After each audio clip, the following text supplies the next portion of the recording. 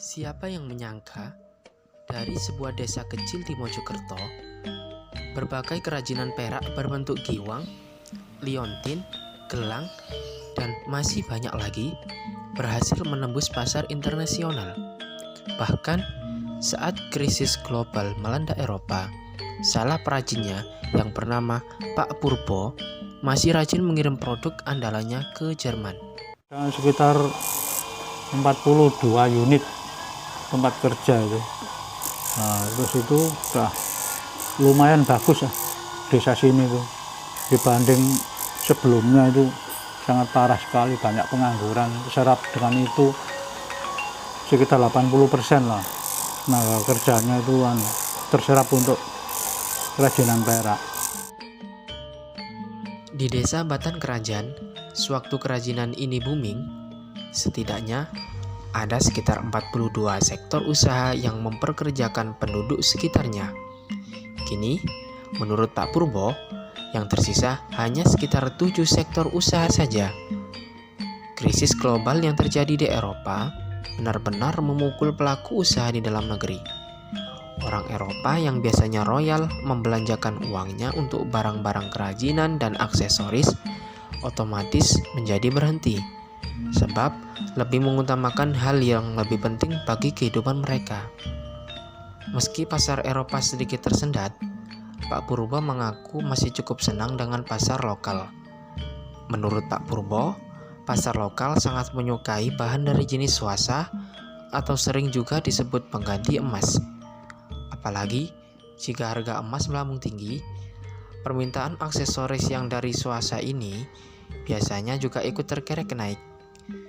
Mungkin mereka yang tidak mampu membeli emas akan memilih alternatif untuk membeli jenis ini. Istilahnya itu kembang kempis ya. Susah, ini ada lagi kena corona ini. Barusan ini udah lumayan. Ada corona mulai Maret, nggak bisa ekspor. Tadi barang saya simpan, tadi bikin stok, tukang tak berhentikan. Tadi bikin sendiri nyetok pelan-pelan daripada nganggur, sambil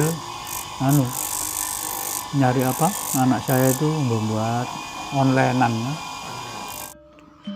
Di desa Batan Kerajaan sendiri, usaha ini mulai tumbuh sekitar tahun 1980-an.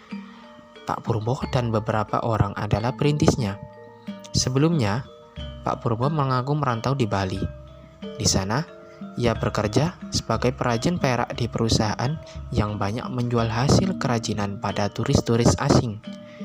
Tidak jarang, para turis itu terkadang ikut masuk ke tempat pembuatan kerajinan di bagian belakang rumah majikannya. Itulah saat-saat ia berkenalan dengan turis dari Jerman yang selanjutnya masih berhubungan baik dengannya meski ia pindah ke Mojokerto. Iya, saya dulu memang di Bali, juga ke Bali. Cuma di Bali itu melalui pengepul, jadi kursnya itu murah. Kalau saya langsung kirim Jerman. Langsung dikirim ke Jerman? Iya, nggak ke Bali sudah saya. Kalau dulu ke Bali saya memang. Awalnya dari Bali saya. Pada tahun 1989, Pak Purbo pindah ke Mojokerto dan mendirikan usaha sendiri.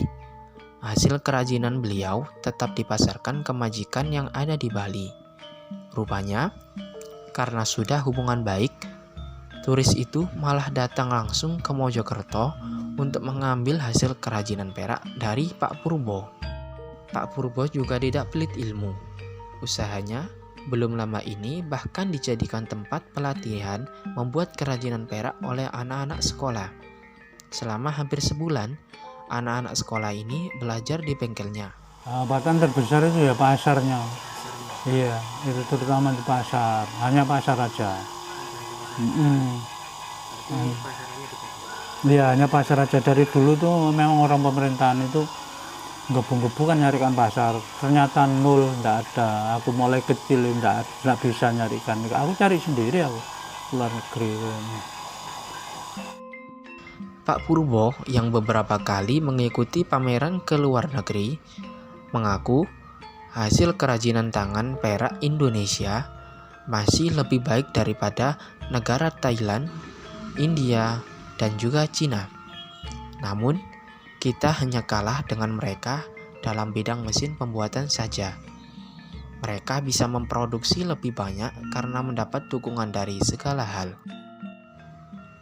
Pak Purbo berharap suatu saat pihak-pihak terkait, terutama Menteri Perdagangan, bersedia memfasilitasi pameran-pameran internasional, khususnya pameran yang ada di negara Jerman. Sebab di sana hasil kerajinan perak menurut beliau memiliki prospek yang bagus untuk kedepannya.